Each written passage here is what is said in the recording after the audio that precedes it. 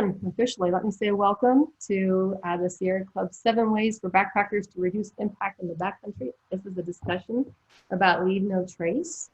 And once again, this is our first of several planned webinars. And again, ask for your patience with us as we figure out this new format. We haven't used it before. Your presenters for this webinar are all experienced campers and hikers and backpackers, and we've all been part of the hiking and backpacking community for a really long time.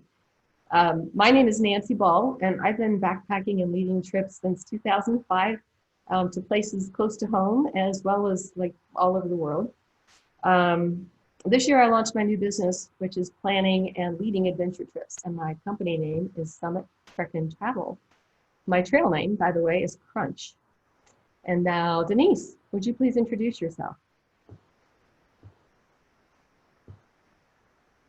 We can't hear you, Denise. I think you're still on mute, Denise. Thank you. Hi, my name is Denise Tingle, and I've been camping, hiking, backpacking for 45 plus years. I am the hiking cheerleader for the Miami Group Sierra Club, along with an instructor for the backpacking school. In addition, I lead cycling rides and backpacking trips. My passion is backpacking and cycling, but I also love anything outdoors, from kayaking to rock climbing. So, and also my trail name that I was given 2 years ago is Pippi Longstocking, because I wear braids when I go backpacking. And now Barry. Thanks, Denise. My name is Barry Randall, otherwise known as Aardvark, and don't ask for the story behind that because I really don't have a very good story behind that. I've been camping, hiking, backpacking, as well as paddle sports and other things for far longer than I care to admit. And currently, I am the outing chairperson for the Miami Group Sierra Club. And hand it off to Brian. Hi, everyone. I'm Brian Wolf. I know some of you guys. I'm part owner at Roads, Rivers, and Trails. We're an adventure outfitter in downtown Milford, Ohio. So I've met some of you. Look forward to meeting the rest of you. And I want to thank the Sierra Club for helping to put this together, and Nancy, because we miss doing our regular presentations. So we get to do them with you this way now. So thank you. Thanks, guys. I also want to take a minute to introduce Nicole Wolcott. She's our behind-the-scenes superstar, the person who knows the Zoom platform and has kind of held our hand through this whole thing, and she's also on here to provide a safety net in case we really struggle with this thing. Nicole is the volunteer coordinator for the Miami Group Sierra Club, and that means that she works with member and volunteer recruitment and communication techniques and outreach, and basically she's like running the whole show for us, and we're really, really appreciative of you, Nicole. Thanks so much for all your help. So before we get into talking about this Leave No Trace stuff, we want to just start off with our very first poll, and I'm going to ask Denise to launch that poll for us. It should pop up on your screen, and you should automatically be able to access that so that you can answer it. Denise, after you open it, make sure you hit the launch button.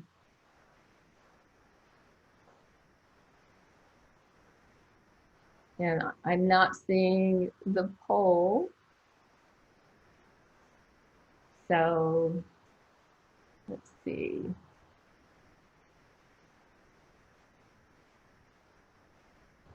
Okay. So you're going to have, I think it's going on here now. There we go. You should be able to answer this now. So pick the answer that's best for you. Why backpack? Why are you interested in backpacking, or why do you already go backpacking? I'll give you about like 10 more seconds from now, since we were a little slow getting it going here.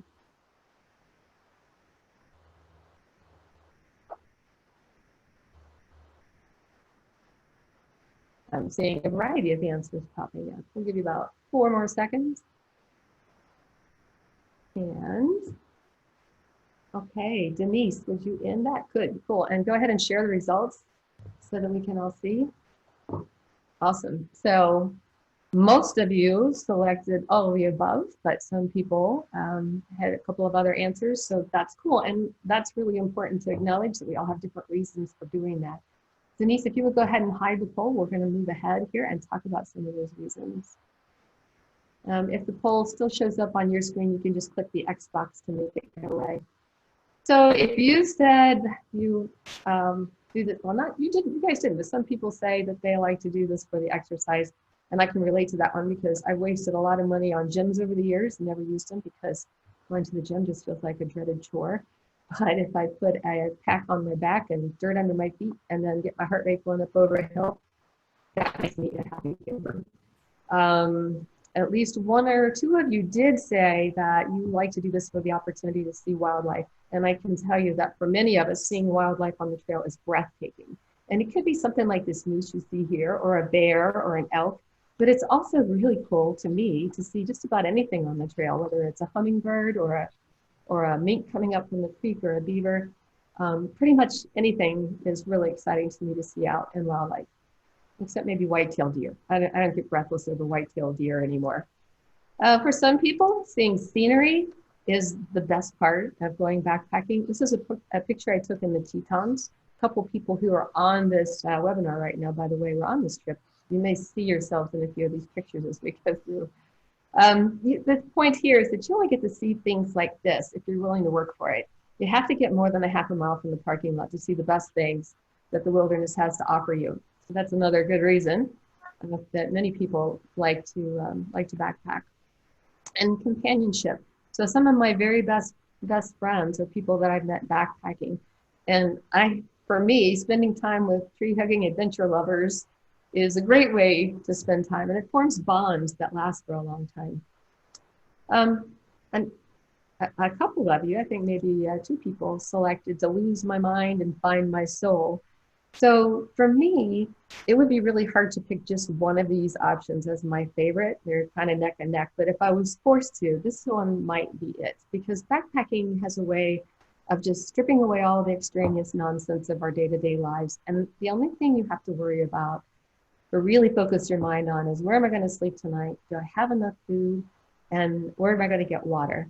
And there's a real freedom in that, a freedom that just allows me at least to really immerse myself in the experience without being distracted by the day-to-day stuff. So I would have answered for real all of the above, and most of you did as well, but that's not the case for everybody, and that's totally sweet. In fact, I'm sure there are some people who their answer to this wouldn't even be on this list. And actually, I'm wondering if any of my co-presenters would like to share their top reason. Maybe Denise? Sure. So Nancy, I also backpack for all those, but I'd say my main thing is the solitude. Even though I love backpacking with my friends, with a small group of friends, it's just that when you're out there and in the forest, there's just nothing like it. It just, I don't know, just clears your mind, etc. So I think that's what it is more than anything. Awesome. Thanks, Denise. And again, there are lots of great reasons for backpacking, and everyone does have their own, and that's great. That's how it should be. But here's my question to you. What if, instead of all of those things that we just named, we saw graffiti and toilet paper and litter and burned trash, instead of all that beautiful scenery? And what if this stuff that people do along the trail actually drove out the wildlife from the areas that we really love the most? For sure, the things that are left behind on trails have an impact on our enjoyment, but they also have a lasting impact on wildlife, on plant life, and even on the soil itself. So the things that we see here on this slide, these kinds of impacts are really obvious. And I'm kind of biased here. I feel pretty confident that everyone who's on this webinar right now already knows this. This is not something that you would be doing. You would never contribute to this. So what we want to do instead in this webinar is to talk about things that go a little bit deeper and maybe are a little less obvious. So we're going to be getting into some of the leave no trace ideas. And for starters, it's time to find that little raise your hand button if you can. If you have ever heard of leave no trace, would you please raise your hand? Let me get an idea of how many of you have some familiarity with it. It doesn't necessarily mean that you know the 7 principles, but you know that we're talking about leave no trace in the wilderness as opposed to the movie by the same name. And I'm not seeing hands go up.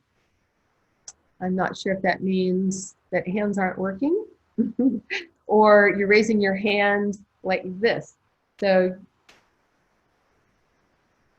oops, I don't think we wanted to do that. So there we go. I see some hands going up now. All right, maybe my response was just slow on my computer. Okay, good. I was pretty sure that people had at least heard of it. And lots of hands going up. Okay. Okay.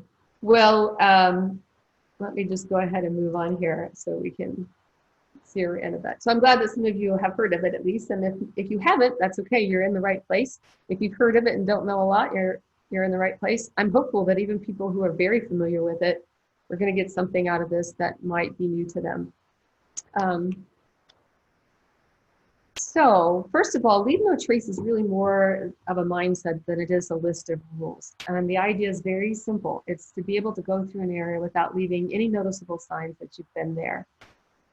Because hiking and backpacking have become so much more popular over the last couple of decades, this mindset is more important than it ever has been before, because more people enjoying nature also means more damage being done to the places that we love, even when we're trying to be really careful. And the impact from just one season of low to moderate use of a backcountry area can take up to 30 years to recover. If we just leave it alone and let it go back to the way it started, it would take 30 years for it to get back to that. And all that was before COVID-19. So now with schools and workplaces and bowling alleys and all kinds of other gathering places closed or people not being comfortable going to them, visitation at all of our parks, the local parks, state parks, national parks, have hit record highs. So there are more people than ever before using the spaces that we love. Leave no trace is a list of 7 principles, not rules, but principles. And there will be a handout for you available after the presentation. But for now, we're just going to go through these one by one. The first one, plan ahead and prepare, might be the most important one of the 7 for backpackers. So we'll spend a little extra time on this. Because being prepared can make a huge difference to you as well as to everything around you. So before you start out on a trip, you want to make sure that you have a really good idea of what to expect regarding the weather. You can see these guys here are prepared for the rain. Again, I think a couple people on this webinar might see themselves in this. But you need to know what kind of temperatures to expect, whether it's going to rain or snow, are there going to be any storms, all of that sort of thing. Also the time of year, which can have an impact on the weather, but maybe even more importantly, it has an impact on how many hours of daylight that you have to carry out your activities. And trail conditions. So this has an impact on things like the kind of footwear you'll need, how fast you'll be able to comfortably hike. And it's important to know real-time conditions before you start. You don't want to get surprised by trail closures or washed out bridges or dried up water sources or animal activity.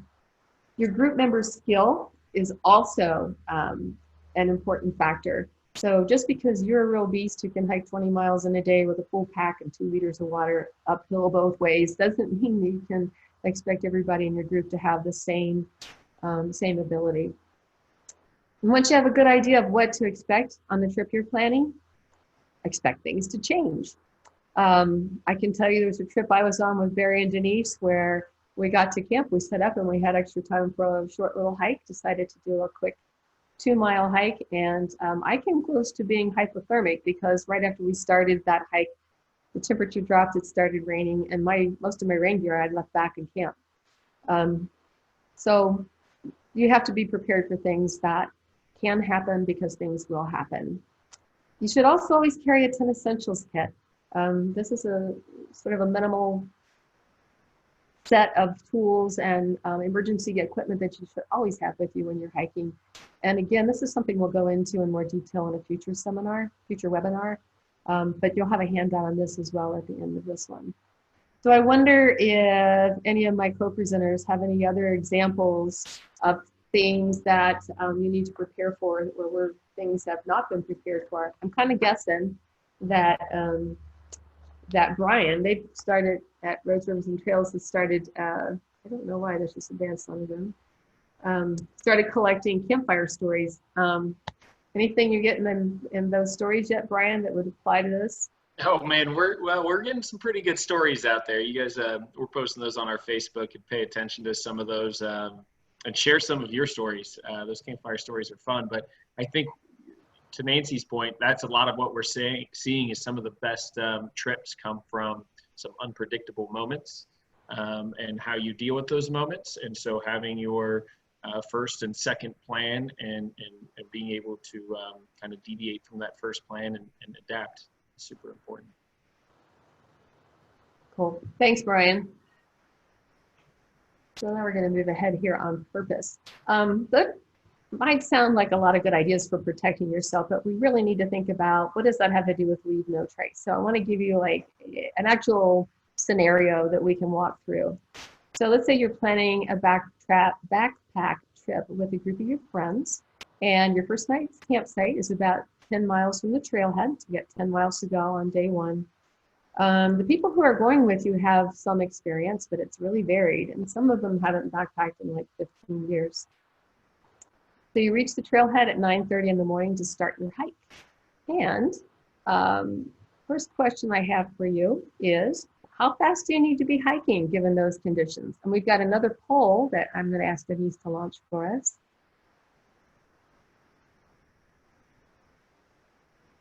And I'm hoping you can see the poll. It's not showing up on my screen yet. So Denise, maybe you can tell us when the poll was launched and do the timing on it, because it's not showing on my screen. Oh, there we go.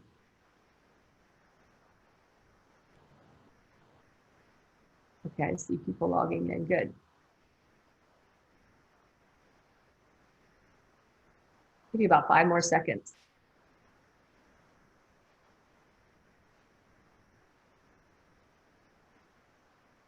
Okay, cool.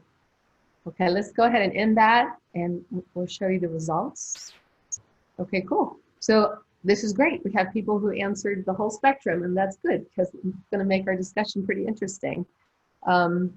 We'll go ahead and put that away. If it's still on your screen, you can click at the X to mark it go, to make it go away. So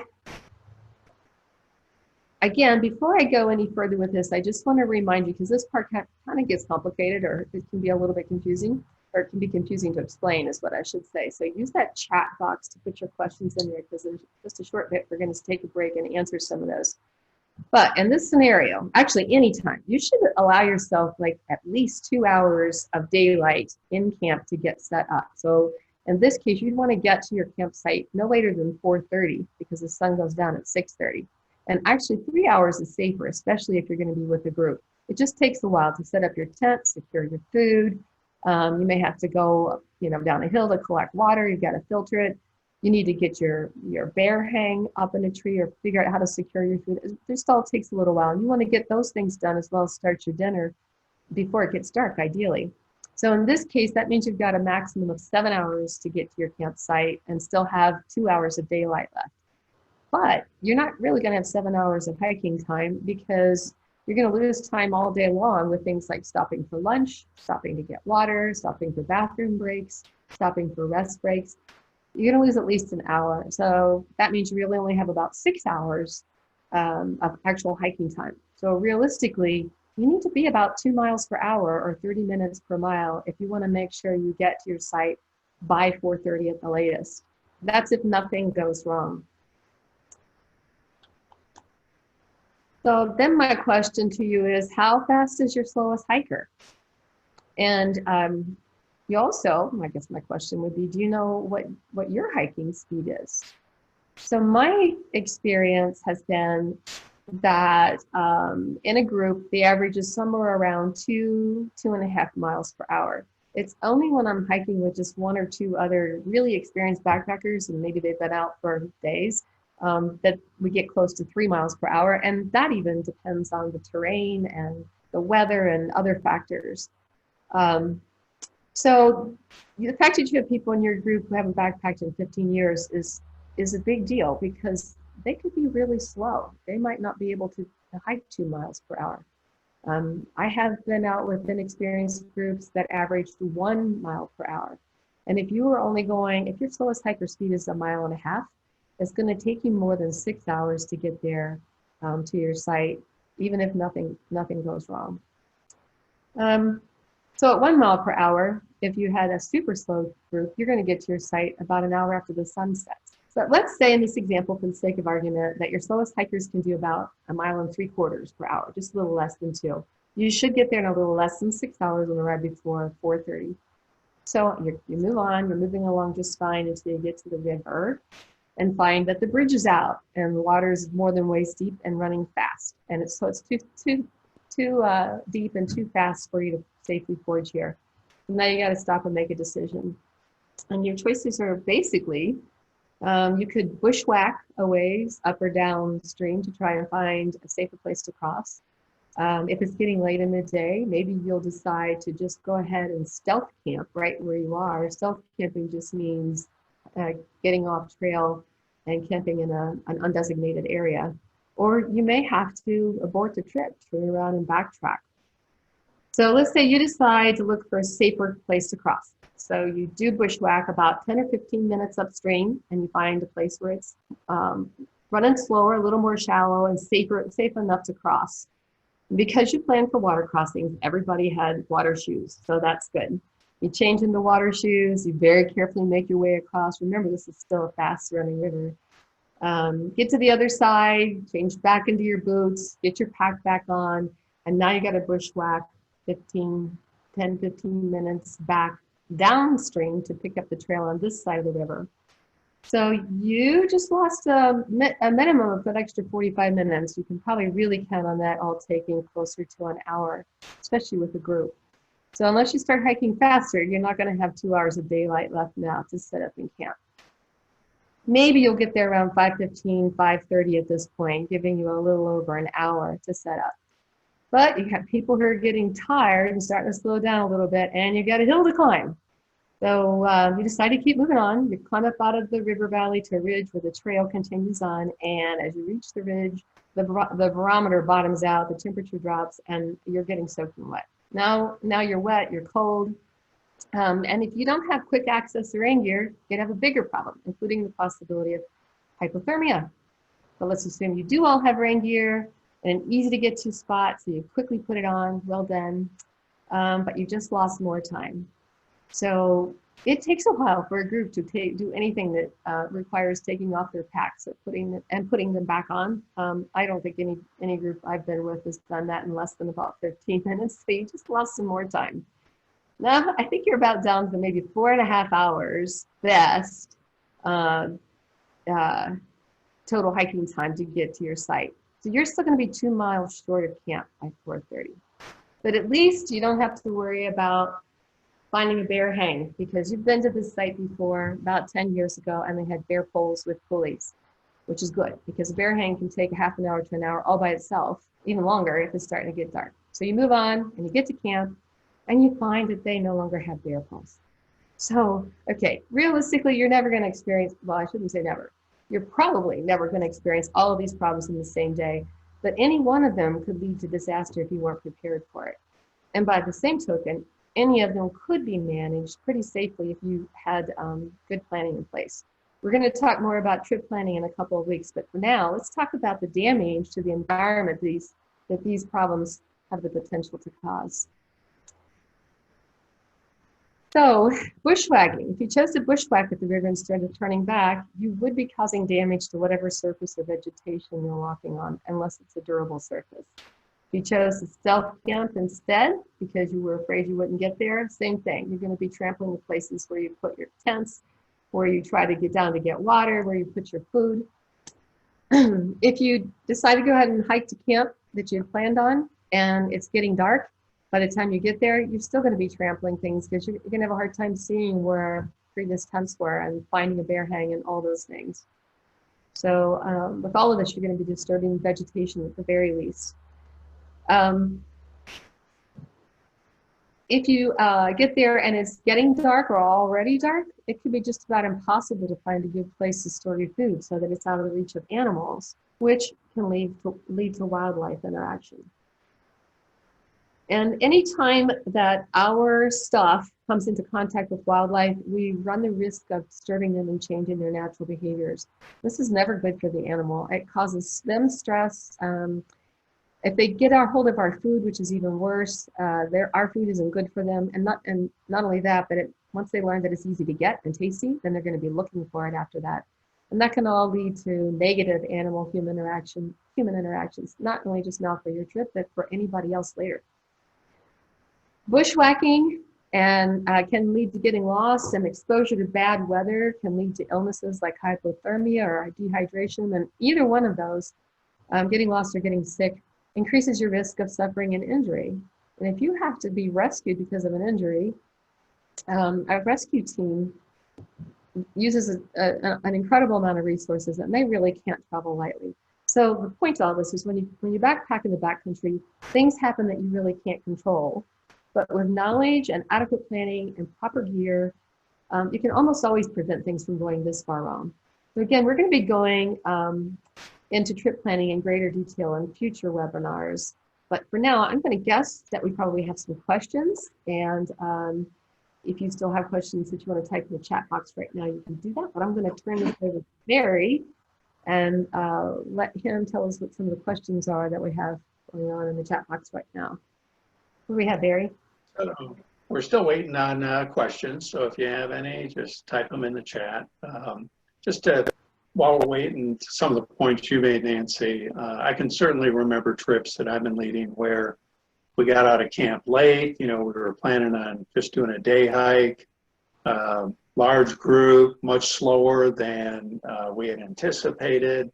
And I can remember one notable trip in the winter where we arrived at the peak that we were supposedly going up to and back in our day hike, and we arrived at that peak in the dark. So we ended up hiking back in the dark, which, as it turned out, no one was hurt, and it just turned out to be a great story and a great adventure. But fortunately, half of us had headlamps, but only half. And I can just imagine that if none of us had headlamps, the damage we would have done coming down that mountain. Who knows what we would have been stepping on and tripping over, and not only to ourselves, but probably to the environment. So just everything you said about the need to really realistically plan, even a day trip is important. That's great, Barry. I just noticed that Chuck also put a comment in the chat box that says, if you haven't hiked in 15 years, people will only go a mile per hour. And you're absolutely right. So that means you need to plan your trip a little differently. You won't be able to figure on a 10-mile hike if the people that you're hiking with can't go fast enough to get there before dark. No. Well, I still don't see any questions. So is this the point, Nancy, where you sing a song for us? Or is that later? No, this is the point, Barry, where I turn the remote control over to you and let you move ahead with the section that you're going to talk about next. I was looking forward to the song. Okay, but if that's the way you want to do it, we'll do it. Okay. And just let me know when you think I have control. It's telling me that it's waiting for you to take it. It looks like you have it. Okay.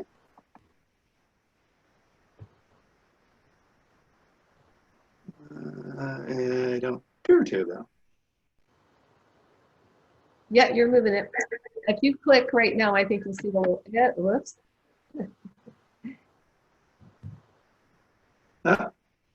Yeah.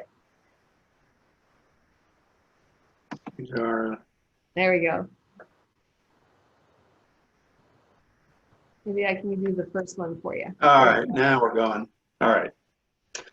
Great. Thanks, Nancy. So the second principle that we want to talk about is traveling and camping on durable surfaces. So if I can do this, I want to build this out a little bit.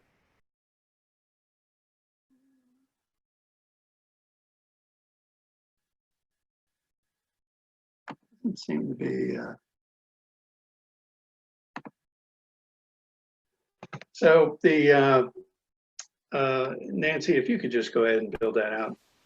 Got it. So what we're point of the second principle is that even our footsteps, and certainly when we're pitching a tent or something like that, we have the potential to make an impact on the environment. So, and there's all sorts of fragile plants and vegetation that we want to be careful of. Moss is a good example.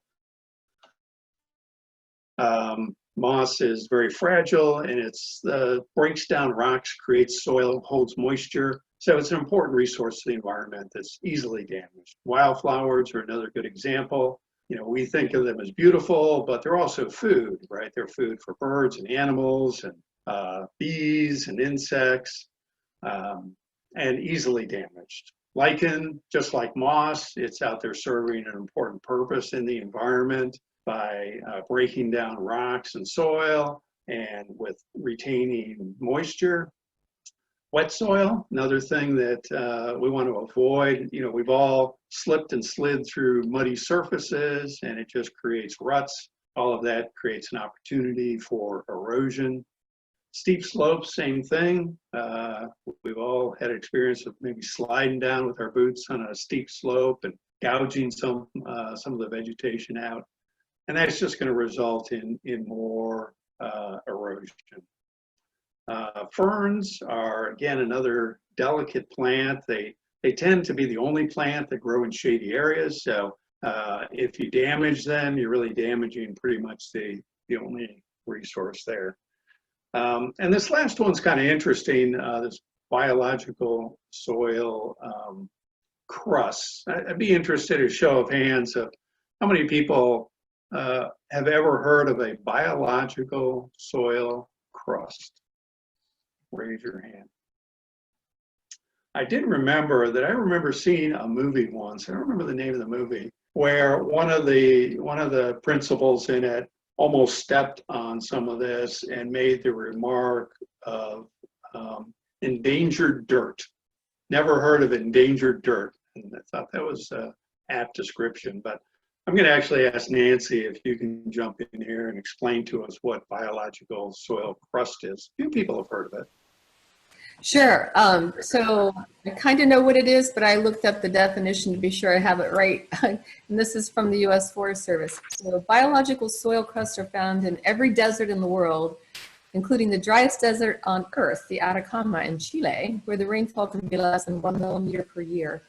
Although soil crusts are variable in composition, they generally develop when microscopic algae, fungi, lichens, and mosses grow on and in the soil, intertwining and adhering soil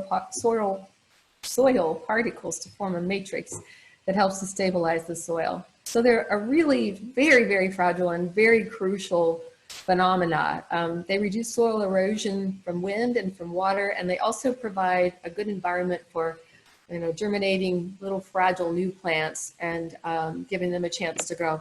It takes up to 50 years for a mature soil crust to form, and just a single footstep can damage it badly, can kill the whole section it steps on, and it takes like 5 to 7 years for the damage to be undone just from a step. Okay, so there, we all learned something. All learned about endangered dirt. So don't step on it. You want to flip to the next slide for me, Nancy? Thank you. So you can go ahead and just build it out too. So we know what we don't want to step on. The question is, what do we want to step on? And the first point is make sure we stay on the trail. And sometimes that's a little more challenging than we'd like. I've certainly been on trails, rainy trip, for example, where the trail is essentially a creek. We've all certainly been on muddy trails.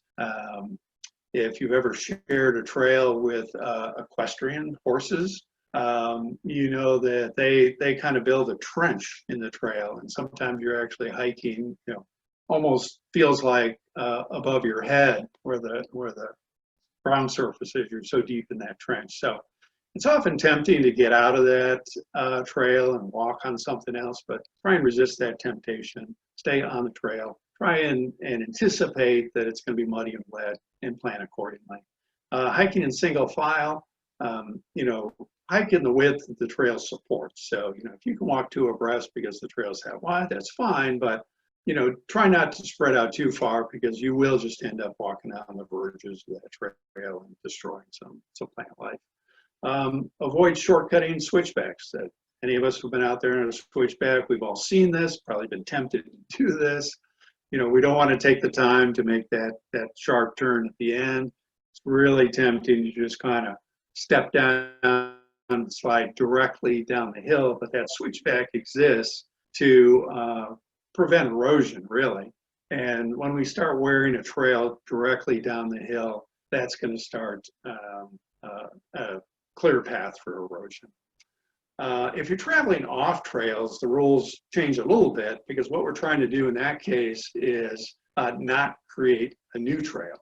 So you want to stay on a durable surface, you know, rock, sand, snow, ice, some leaf litter, dry grass, but you want to spread out so that you don't actually start creating a little trail. Once you create or start a little trail, other people, animals will start following your little trail, and pretty soon you won't be off trail anymore. You will have actually created your own trails.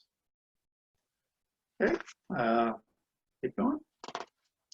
So principle number 3 is dispose of waste properly. And the biggest takeaway from this, and pretty much says it all, is if you brought it into the wilderness, you take it out. And that includes organic, inorganic, so apple cores, orange peels, pack it out, as well as paper bags, plastic trash, all that sort of thing that's obvious. A lot of people don't think about organics as something that they should pack out. But what it does is, yes, it will eventually biodegrade, but it will also disrupt the wildlife. It'll attract mice, and mice will attract raptors. And you're just disrupting the whole natural environmental cycle when you leave human food waste out in the wild. So pack that out. Obviously, any paper, trash, that sort of thing. The exception in most cases is human waste. You want to pack out toilet paper, but the waste itself you want to bury at least 8 inches deep, at least 200 feet from any kind of water or the trail. There are actually areas, mainly desert areas, but others as well, where you're actually asked to pack out the human waste. And in that case, what is important to know is simply know the regulations of the area that you're going to and whether that's going to be required. Okay. So now we got another quick poll. If Denise could launch that poll.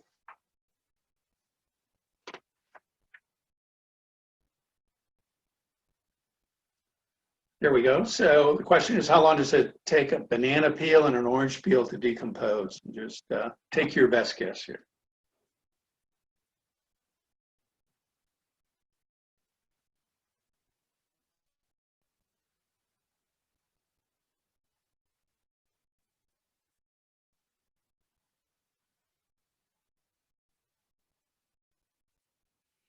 Okay, let's see. We got a few people saying 1 to 2 years. We got the majority saying up to a year. A few people saying 3 months.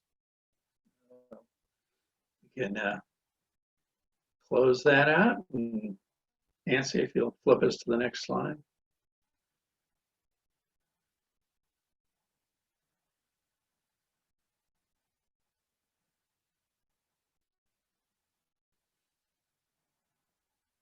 Or do we have another poll?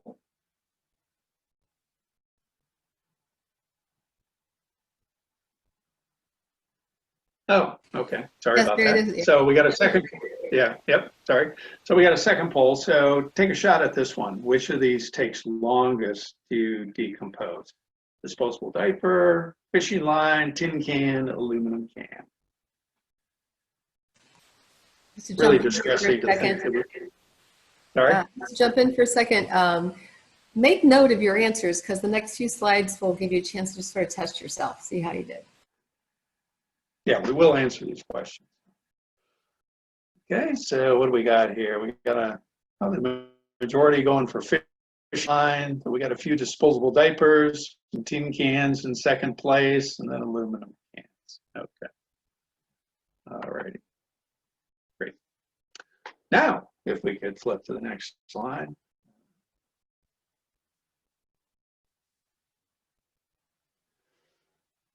When I saw these numbers, I have to admit, I find them pretty shocking. These are a long, long time. So, 2 years for the answer to that one question: orange peels and banana peels. Up to 5 years for a cigarette butt. 5 years for an organic piece of clothing. 5 years for a food wrapper. 50 years for a tin can. Up to 100 years for an aluminum can. And now we start getting into centuries, right? 450 years for a disposable diaper. That is just, I don't know, unbelievably gross to me. But 600 years for monofilament, that was the winner of that second quiz as to which one of those would take the longest. But glass bottles are kind of the overall winner. Basically indestructible. They're going to be around long past us. And the last thing we just want to mention is the whole area of plastics and styrofoams. We really don't know how long they take to decompose because they really don't decompose. What they do is they just break down into smaller and smaller pieces.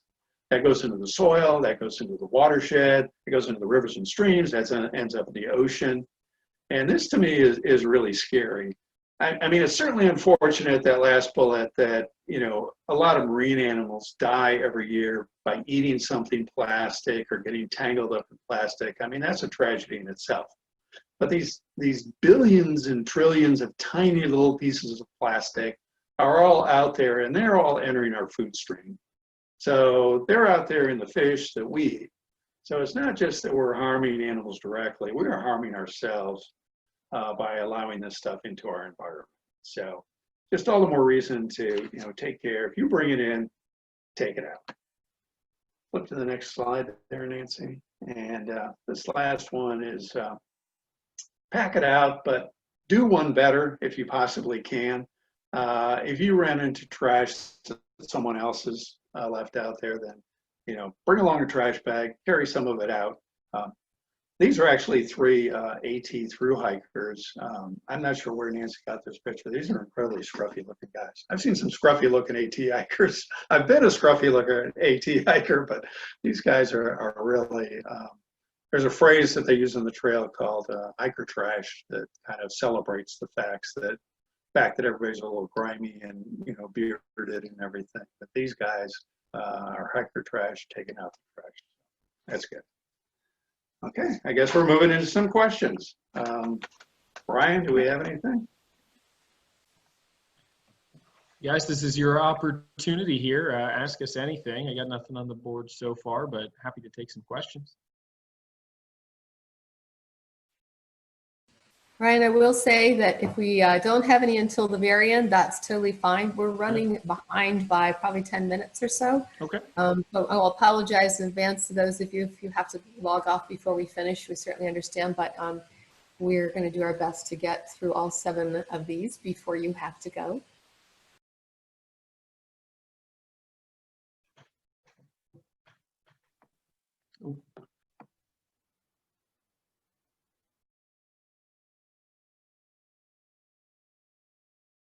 Hey, I'm Denise. Again, Pippi Longstockings, and number 4 is leave what you find behind. So this applies to artifacts. It may seem like a small thing to pick up a piece of pottery or an arrowhead, but these are reminders of rich human history and belong to all of us for all time. It applies to natural objects. You might find, say, a piece of driftwood or an interesting rock to take as a souvenir. But it's a question of ethics. The object you are enjoying is yours to enjoy for the time you're there, and only in this spot. It isn't yours to take. An example would be like just recently I was hiking at one of the Cincinnati nature preserves in Cincinnati here, and just a few weeks ago, and I was there on a Monday, and they had a small area with a lot of daffodils. Well, a couple days later, I came back and it seemed like almost half of them were gone. And I noticed what happened is someone had come by and actually cut them and took them home, I guess, to put them in a vase on their table. So by that person doing that, that didn't allow the next person or even me to experience the joy of the daffodils that brought to everyone. So again, assure that wildlife too won't be disturbed by a change in their territory. So allow the next, and don't disturb the natural environment by taking things from it. You may be taking something that is needed by a particular species. Did you know that, for example, that maple leaves are an important source of vitamin C for a pregnant deer? And birds add particular plants to the nesting materials to keep ticks and other parasites from infesting their babies. When we leave it all in place, it works together. And lastly, make it possible for scientists to learn from objects in the place it is found. Although one person taking one artifact or a pretty rock is not going to have much impact on the natural world, but imagine what it would be like if every visitor took just one, then you wouldn't have any beauty to see out there in nature.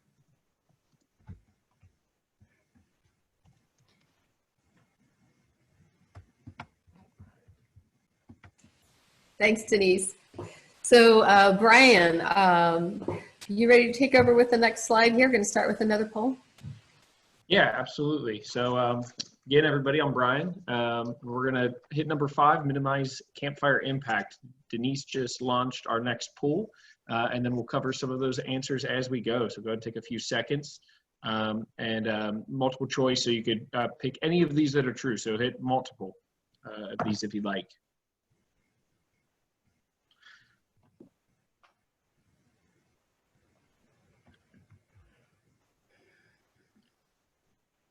Awesome. Got some votes coming in.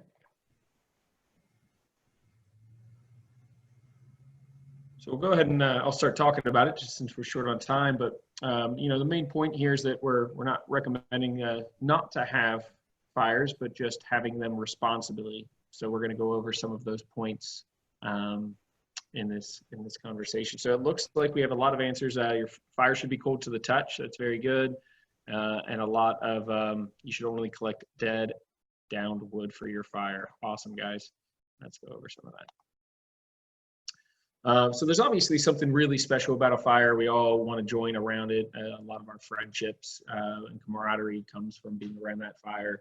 So let's kind of dig into it a little bit more. One, it's never a good idea to burn trash. So trash never really burns completely. There's always going to be remnants of whatever you burned left behind. Any food that you burn will leave a scent that can attract animals looking for easy food, especially if they have found any remnants to nibble. They can become habituated to that site or any site frequented by humans. And then that habituated wildlife could be dangerous to people, resulting in often the animals being euthanized if it's a dangerous animal. Keep in mind, it's not just bears, though, or your typical aggressive animals that you would think of. It's also the small, you know, the squirrels, the rodents. They get into food supplies. They're going to nest in shelters or near campsites. They're going to want to get inside of your tent if they've been accustomed to this, and they can spread disease as well. Because burning trash releases toxins into the air, not even paper should be burned in your campfire, especially if it has any printing on it. That means it's better to use something other than scrap paper or cardboard to start your fire as well. Also, you guys really nailed this one, but collect only downed dead wood. Cutting down even dead trees disturbs the natural habitat. There are probably creatures living in some of those trees. It can also greatly change the appearance of the area when lots of visitors cut trees and branches, and undoubtedly will lead to some mistakenly cut live trees. So if any of you have been to some of the more popular campsites, you'll notice them picked pretty bare, and unfortunately, you know, some scarring to live trees and things of that nature. So something to look out for. Use existing fire rings, and if there is no fire ring, you could build one. So by removing any debris that might be flammable or damaged, build a ring out of rocks.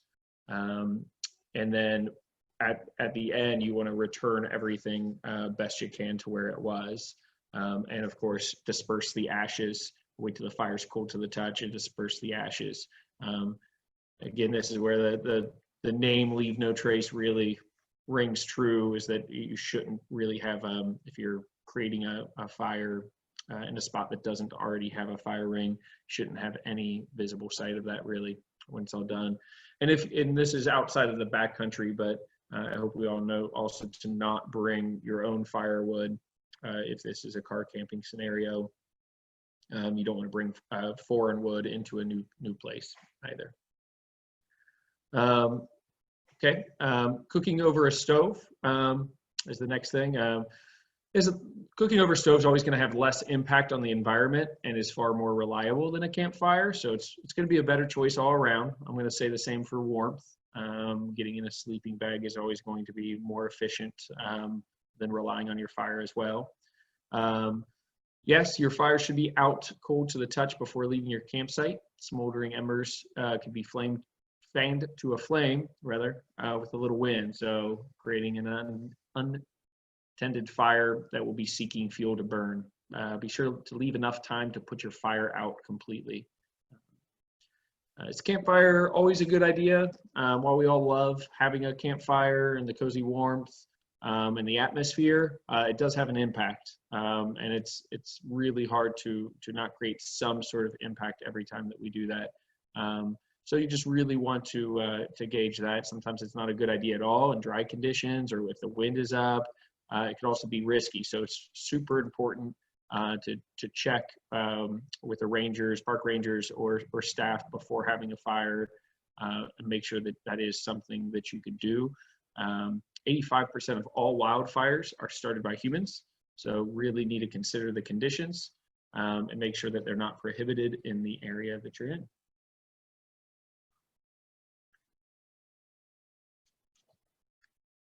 Awesome. Guys, we're going to kind of go into number 6 by launching another poll. Denise, if you could launch a poll for us. Number 6 is respect wildlife.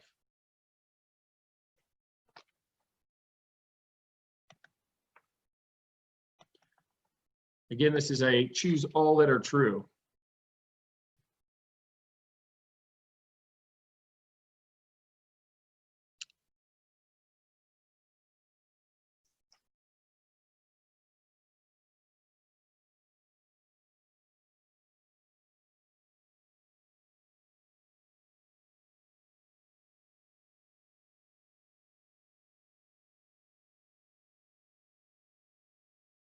Awesome. Looks like we have a lot of answers on the you should only observe wildlife from a distance. If an animal charges, what is it doing? You're too close. Perfect. Awesome. Well, let's jump into some of these explanations. Remember what you put or what you thought there, and then let's kind of jump into some of the details with this. Yes, only observe wildlife from a distance.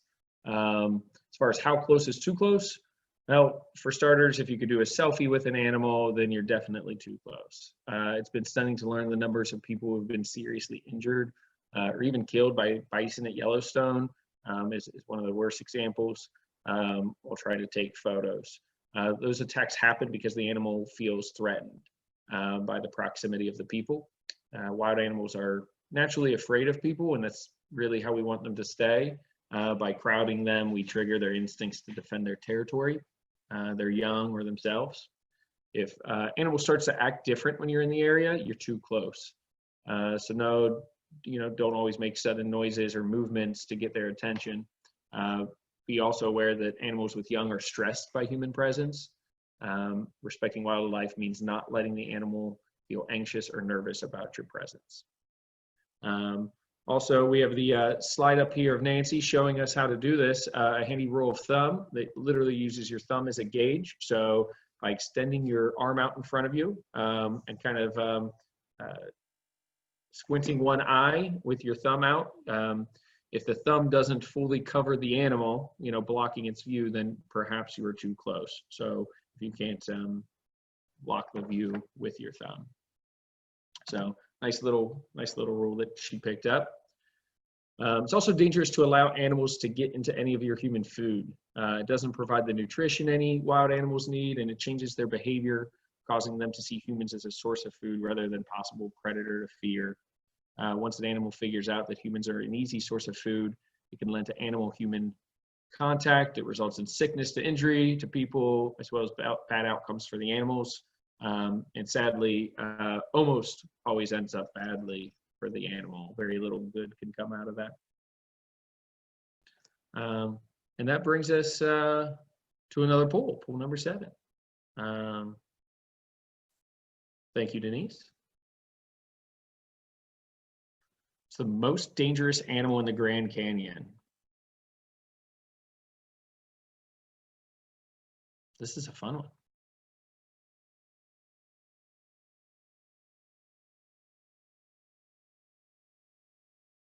One for squirrel. It's all squirrel and mountain lion so far. This is fun. Bear, elk, moose. In the last slide, if you guys noticed, there was a, it's interesting, the different parks you go to, the different signs you see. It's not always be aware of bear.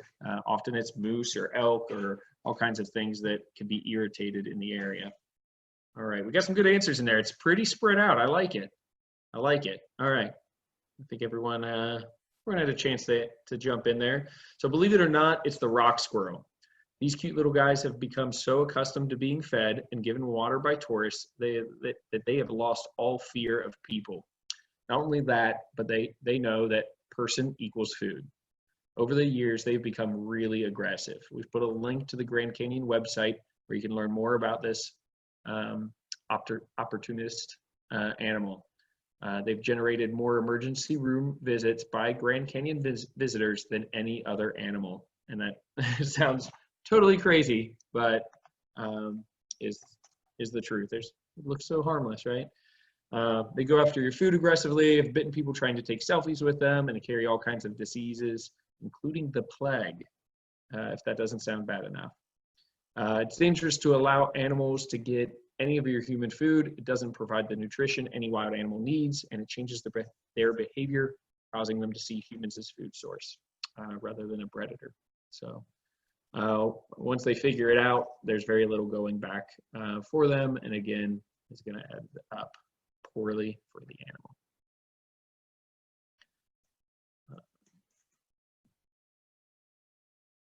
Awesome. So that brings us to number 7. So let's go ahead and bring up your participants box again so that you can raise your hand for any of these. Have you ever been camping near a loud group of people who don't know when it's time to go to bed? Keep your hand up. If you've ever had a pleasant hike interrupted by someone's loud music, or keep your hand up if you've ever had someone crowd in too close to your campsite. And guys, we can add a whole lot of a big list to these. If you guys have any things to add in, you can type it in the chat box there too, but we've had those experiences. And if you have not had those experiences yet, you just give it a little time and you probably will. There's plenty of other ways for people may interfere with your enjoyment of nature, but please don't be one of those people. Being considerate of other people's trips. We could circle back to the very first slide where Nancy asked why you enjoy nature. And remember that everyone's kind of getting out for a different reason, and we want to respect everybody's purpose in getting out. So allow everyone to do the same. Thanks, Brian. Absolutely. Okay, so we are definitely past the time we had planned to be at this point. But if you're still here with us, we're willing to hang around with you for a little bit longer to answer any additional questions that you have. You can put them in again in the chat box right now. While you're in just a minute, we're going to give you a chance to ask those questions out loud as well. So you have your choice. You can either use the chat box or wait a minute for the live Q&A, either one. While you're thinking about your questions, I again want to mention to you that we plan to host several more webinars on a variety of topics. We have a lot of them planned out, but if there's a particular topic that you're interested in, we'd like to hear from you on that. So please put that in the chat box as well. So I don't know, do we have any questions in the chat box we want to address right now? Does anybody So Nancy, we actually did get a couple of questions that came in just after the last question session, so they're a little more appropriate to the previous section, but just throw them out there. One of them was asked by Christina, and I honestly am not sure about the answer to this one. She was asking if human bacteria on food waste is a problem for the environment. So for example, we know you shouldn't toss an apple core, but is the fact that I've eaten that apple and therefore some of my human bacteria is on that apple core part of the problem? And I honestly had never heard that, but thought I'd throw it out to the rest of you and see if anyone else had heard. So I can tell you I've heard of that, but I've heard of it in sort of a, urban legend sort of way. I've never heard it from a scientist or a biologist or anyone who might really know that for sure. But I'll be honest with you and tell you that when I heard people saying that, I just let them continue to think that, because if it keeps them from their apple core out, I think that's a good thing. So I didn't ask questions. I just accepted it. Yeah. Okay. Denise or Brian, I don't know if you have any thoughts on that one. Same thoughts as Nancy. Yep. Yeah. Absolutely. It's a bad thing to do, probably for many reasons. So. Yes. I think we should look into that. Oh, I'm sorry, Denise, go ahead. No, I said I agree. I think we should look into that and see if it's scientifically true or not, just so we know for ourselves. You can check it out. And then we also had a question from Julio, I hope I'm pronouncing that right, who had asked, as far as, are there certain foods that are more amenable to minimizing the waste that you have to pack out? So Brian had pointed out that packaging is a big part of it. So often, if not always, repackaged food that you're taking out of the wild, because most of the food we buy has way too much packaging, way more than you need. So if you take that and put it in more minimal packaging, it helps. And also, if you have it in a Ziploc bag or something, you're less likely to tear off a corner and leave that little piece of plastic or something like that. And then I also commented that, in my experience anyway, a big part of the problem is people can't gauge their portion size. And if you cook too much food and you don't eat it, that just means you're carrying now a bunch of cooked food with you for the rest of your trip. So correctly gauging portion size so you actually eat everything you make and don't have to pack out extra cooked food, I think is another way to cut down on what you have to carry. But again, wanted to throw it out to you guys and see if you had thoughts of specific foods or types of food that minimize waste. So Barry, we just had a follow-up question that I think really plays along with that, packing out coffee grounds. And it's the same because it now that you have hydrated coffee grounds, it adds some weight. And so it's something you like not to pack out, but it is something just like an apple core that's going to be best to pack out. So I'll do the dissolvable coffees in the backcountry personally, but you have to gauge your love of coffee and if it's worth packing out grounds for to get some better coffee. Yeah. I saw a big debate. I saw a big debate going on about the coffee grounds question on one of the backpacking Facebook sites, and there were definitely people that felt strongly both ways. But truly, anything we leave behind, no matter whether it's organic or not. I mean, people said things like, well, if I throw it on my garden, it's a good fertilizer, so that's a good thing. And that's true. But everything out there in the natural world works best when we just leave it alone and let it do its own thing. But I personally am a fan of Starbucks Vias and Starbucks iced coffee. It's really tasty. I think also involved in that is, I also try to do as few of dishes as possible. So when we're talking about waste and foods to eat, if they're foods that don't require making a mess, then you're introducing less of the scraps through the washing of your pots, pans, or bowls. Yeah, actually, the whole washing dishes thing is another whole category where, if you can have a style of cooking, like freezer bag cooking, for example, where you're not having to wash pots and things like that. Anything you do like that ends up with basically dishwater, right, that has food particles in it. And there are ways to deal with that, like with sumping and that sort of thing. But it's just a whole lot better to just avoid that altogether. And if you can just like boil water and put it in a freezer bag or freeze-dried food, and you just eliminate that whole washing dishes thing. And don't hesitate to ask the people that you're with if they want any of your leftover food, because I've been in a lot of camping groups where it seems like some people just don't bring enough food, or they realize they're more hungry than they thought. So never hesitate to ask your fellow camper there with you, hey, you want the rest of this? Okay. Now we're over time, Nancy. Should we try and wrap things up? You're on mute. Yeah, I have to unmute myself first. Yeah, so we'll go ahead and move along. So for those of you who are still with us, again, we apologize that it ran over. This is our first time. We'll probably gauge it better next time, I hope. But we'd like to hear from you on how we did. So we've got one more poll. Just like you to tell us, how many new ideas did you get, or surprises did you hear out of this information? And so Denise, if you would launch poll number 8 and give people a chance to answer that for us, we'd appreciate it.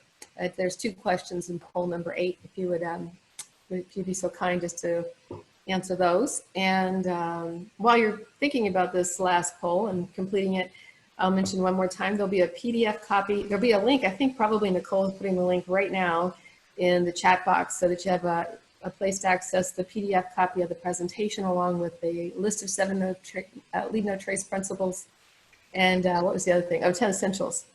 And within a couple of days, within like 3 business days, we'll put the link to the recording of this as well in that box. And again, I think we've got enough time on that one. Let's see here. Denise, if you want to go ahead and close that one, or maybe you did and I just can't see that. Okay, so this presentation was brought to you today by Roads, Rivers, and Trails, that's our local independently owned outdoor outfitter in Milford, Ohio, and by Miami Group Sierra Club, a part of the country's largest grassroots environmental movement, and by Summit Trek and Travel, your connection for adventure travel. As we just mentioned, the link in the chat box will take you to a site, and in there, one of the things you'll find is a schedule for the additional webinars that have already been scheduled, and as they're scheduled, they'll be posted in there. The other thing that you can do, if you would like, is you can send me, Nancy, an email at summittrektravel@yahoo.com. It's the last one shown on this page. If you'd just like to be added to the mailing list, happy to do that. We will stick around if there are other questions. This time, when you have a question, you can either type it in the chat box, or if you'd like to ask your question out loud, raise your hand and we will unmute you. You can do that yourself instead of us reading your question. So,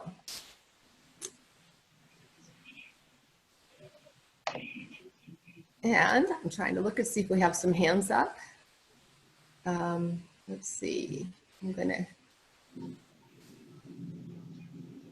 it's hard for me to see the participant box. Do we have any hands up, guys?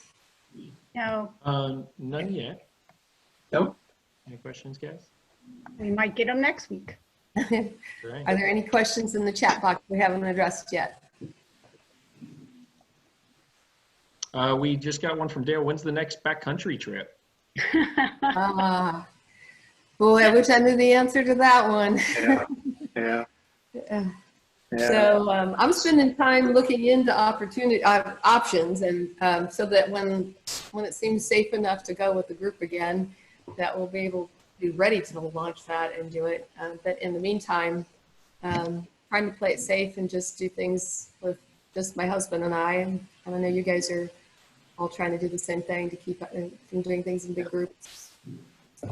We're hoping to get some guidance from Sierra Club National as far as our outing sometime in June.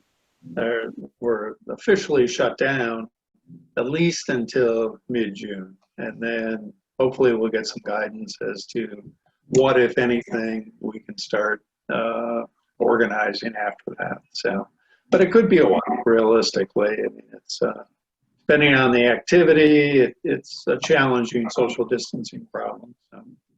I do know that a number of the destinations, Red River Gorge, some of the hiking hills trails and things are starting to open up. But if and when people decide to take advantage of that, certainly encourage them to do it in a safe and responsible way, and follow all the social distancing measures.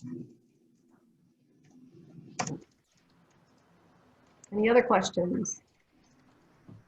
Are we good?